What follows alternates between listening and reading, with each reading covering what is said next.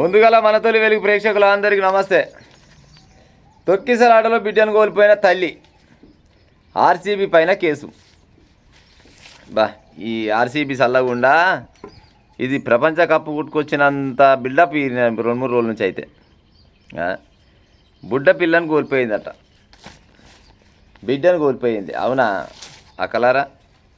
ఏమన్నా అంటేనే ఏమో బాధపడతారు కానీ మరి గా బుడ్డ పిల్లలు పాల్జీకే పిల్లలను కూడా మ్యాచ్ కొనబోతే ఏమర్థమవుతుందా పొలాలకు? అసలు బుడ్డ పిల్ల తల్లుడు మీరు ఏం పని పోయిరా మ్యాచ్కి?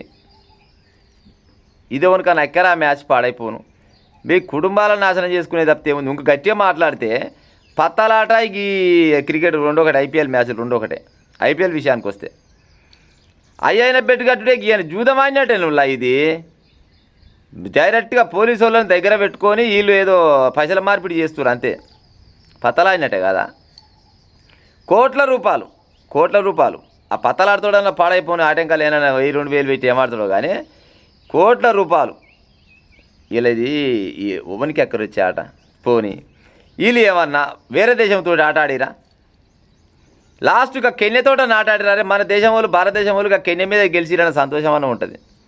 మన దేశం వాళ్ళే కదా, మన ఇండియన్ ప్లేయర్లే కదా వాళ్ళంతా. దాదాపుగా 70% ఉన్నోళ్ళు మనోళ్ళే. మళ్ళీ అంతా కలిసి ఒకటే టీంలో ఆడుతోలే వీళ్ళంతా. వీళ్ళకి ఆట ఆడుతుంటే వీళ్ళ మధ్యలో పంచాయలు పెట్టి ఈ అభిమానం పాడైపోను. ఏం అభిమానం రా నాయన మీ అభిమానం?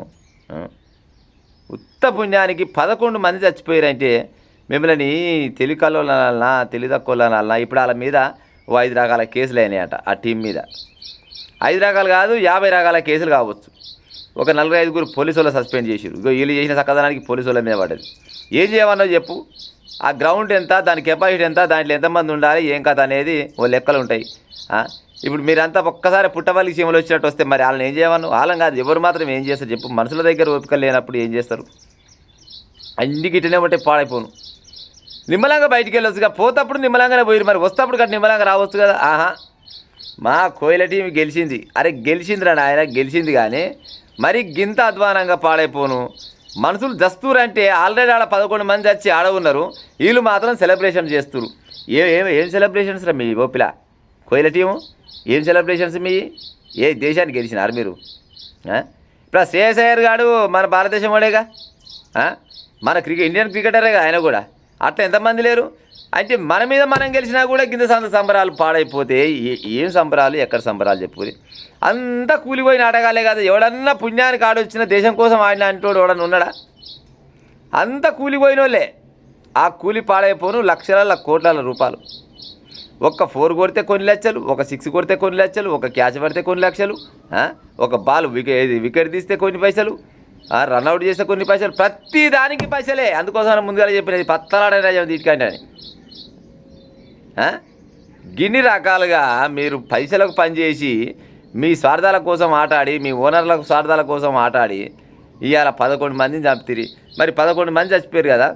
మీ ఇప్పుడు ఐపీఎల్ మ్యాచ్లో తీసుకున్న పైసల మొత్తాన్ని ఓ సగం వరకు ఆ 11 కుటుంబాలకు ఈరురా చూద్దాం. ఆ 11 మంది కుటుంబాలకు ఈరి ఎవడని ఇస్తాడేమో.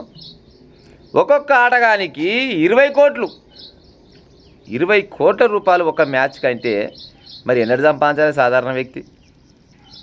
20 కోట్ల రూపాయలు మ్యాచ్ తీసుకొని 20 కోట్లు, 15 కోట్లు, 16 కోట్లు, కోట్ల ముచ్చటే. లక్షల ముచ్చట తక్కువ ఉన్నట్టు పాడైపోను. లక్షల ముచ్చట పెడతాడు అసలు కాడికి పోతులో పోడో కానీ మరి గిన్ని పైసలు తీసుకొని ఆట ఆడిరు మీరంతా. మరి మీ పైసల దాంట్లోకి ఒక సగం పైసలు ఇర్రా. విరాట్ కోహ్లీ నువ్వు ఒక నీళ్ళబాటలు లాగితేనే పాడైపోను. ఒక్క బాటలకి 1600 నుంచి 2000 రూపాయలు అంట. నేను నీళ్ళబాటలు ఖర్చు కాదు, ఇలా జీవితాలు పాడైపోను. అవునా కాదా? ఏమక్కరకు పోయిర్రా నాయన ఈ అమ్మ. ఇంకోటి ఎంత దుర్మార్గమైన చేతలు అంటే ఈ ఆర్సీ బోల్ అయ్యి ఆడ 11 మంది చచ్చిపోయారు. ఆ తొక్కిసలాట జరుగుతున్న సంగతి ఇలా ఎరికే. వీళ్ళు విజయోత్సవం చేసుకుంటారంట. ఈడ ఏం విజయోత్సవం చేస్తారు మీరు? ఒక దేశం మీద ఇంకో దేశం గెలిచినారు మీరు. మన దేశం వాళ్ళ మీద కాదు గెలిచింది. అంటే వాళ్ళకి ఏంటంటే ఒడ్లు అన్నీ లెక్క, గొడ్లు చచ్చినాయి అన్నీ లెక్కలే వాళ్ళకు.